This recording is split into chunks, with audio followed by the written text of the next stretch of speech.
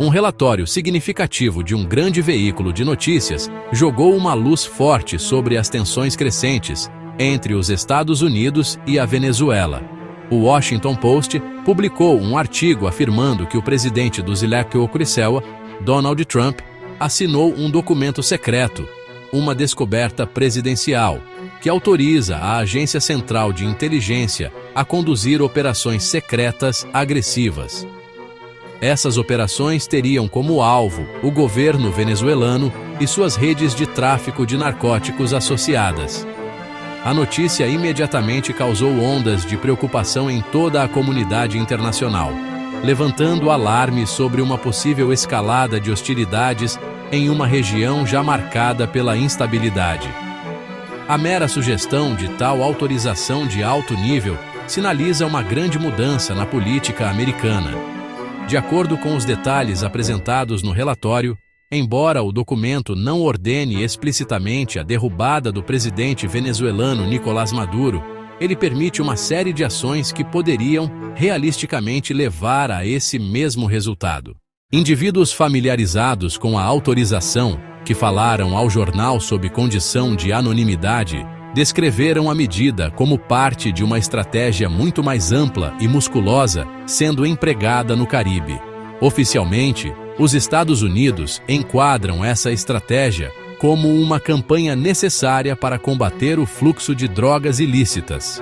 No entanto, muitos especialistas e líderes políticos em países vizinhos interpretam essas ações como uma tentativa mal disfarçada de exercer pressão máxima e, finalmente, forçar uma mudança de liderança em Caracas. Esta revelação chega em meio a uma presença militar americana conspícua e crescente no Mar do Caribe. Nos últimos dias, os europeus aumentaram o número de navios de guerra navais, aeronaves avançadas e tropas terrestres na área. Tudo isso sob a bandeira de operações aprimoradas de combate ao narcotráfico. O secretário de Defesa Pete Hegseth anunciou publicamente que as forças militares americanas engajaram e neutralizaram com sucesso vários navios, supostamente envolvidos no contrabando de drogas. A administração afirma que esses ataques interromperam efetivamente as empresas criminosas, citando uma operação específica, onde 3 tripulantes, supostamente ligados ao grupo guerrilheiro colombiano ELN, foram mortos. Esta confirmação pública de força letal marca uma séria intensificação do envolvimento dos Equaribuá. A autorização para a ação secreta, conforme detalhado pelo Post, parece formalizar e expandir essa postura agressiva. Sugere uma estratégia de múltiplas frentes que combina a pressão militar ostensiva com operações de inteligência clandestinas. O objetivo parece ser criar um poderoso movimento de pinça, apertando o regime de Maduro por fora, através da dissuasão militar, e por dentro, através de atividades secretas destinadas a semear a discórdia e enfraquecer seu controle sobre o poder. Essa abordagem dupla representa uma aposta significativa. A administração Trump tem sido direta e inequívoca em sua justificativa pública para a intensificação da atividade militar no Caribe. É uma campanha robusta que visa diretamente a desarticulação do tráfico internacional de drogas. O presidente Trump afirmou que um volume significativo de narcóticos se origina pela Venezuela ou transita pela Venezuela, e ele prometeu que os Estados Unidos usarão todo o seu poder para interceptar esses carregamentos por mar e por terra. Essa narrativa pinta o destacamento militar não como um ato de agressão contra uma nação soberana, mas como uma ação policial necessária em alto mar para proteger os cidadãos americanos do flagelo das drogas ilegais. Segundo a Casa Branca, as operações servem a um duplo propósito. Além de conter o fluxo de narcóticos, elas também são apresentadas como uma resposta à crise humanitária contínua na Venezuela. Apesar da mensagem clara e consistente da administração, um coro crescente de especialistas e analistas está lançando sérias dúvidas sobre a justificativa oficial. Muitos especialistas em padrões de tráfico de drogas argumentam que a justificativa da guerra às drogas é um pretexto fraco. Eles apontam que a vasta maioria das drogas ilícitas entra nos economicais particularmente a cocaína, o mortal opioide sintético fentanil. Essas drogas entram principalmente através da costa do Pacífico, pela fronteira terrestre com o México. A Rota do Caribe, embora historicamente significativa, é agora muito menos proeminente para o contrabando em larga escala. A postura agressiva da administração Trump em relação à Venezuela não está se desenrolando sem atritos significativos nos Estados Unidos. No Congresso dos Estados Unidos, os ataques letais no Caribe acenderam um debate acirrado sobre o poder executivo e a autoridade constitucional. Um esforço bipartidário no Senado para aprovar uma medida que bloquearia as ações militares da administração acabou falhando.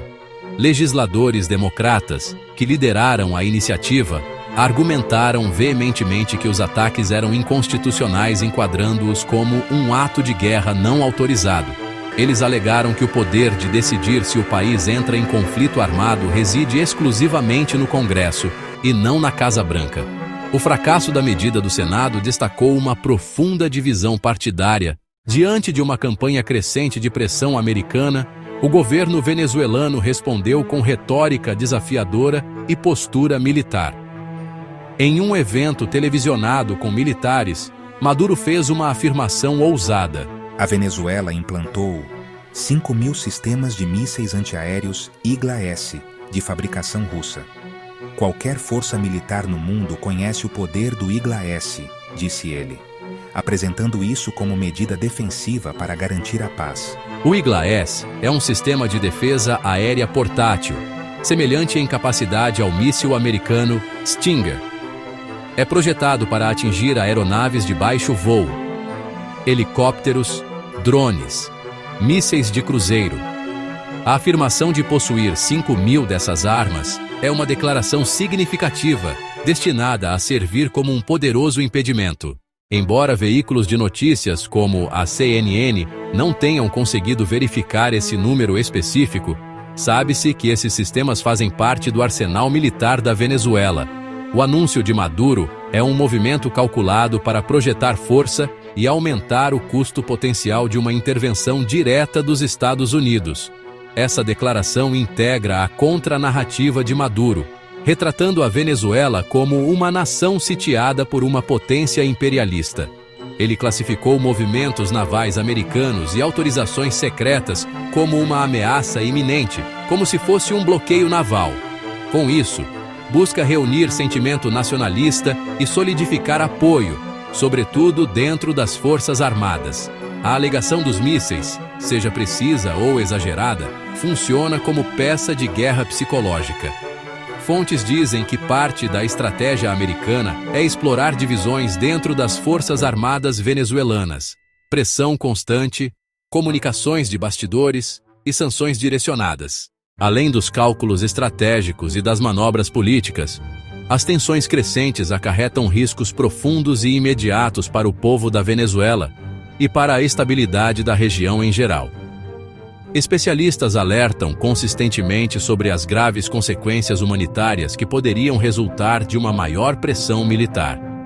A Venezuela já está sob o domínio de uma devastadora crise econômica e social, marcada por hiperinflação, escassez generalizada de alimentos, escassez de medicamentos e uma infraestrutura em colapso. Qualquer conflito militar, mesmo limitado, sem dúvida agravaria o sofrimento da população civil, empurrando uma situação já desesperadora para uma catástrofe total. Uma grande preocupação é o potencial para um aumento dramático na migração. À medida que a situação se desenvolve, vários cenários potenciais podem se desenrolar, cada um com seu próprio conjunto de incertezas e consequências. Uma possibilidade é a continuação da estratégia atual, pressão sustentada sem confronto direto e em larga escala. Nesse cenário, manteriam sua presença naval, continuariam ataques direcionados, intensificariam as operações secretas destinadas a minar o apoio a Maduro por dentro. O objetivo seria forçar uma transição política,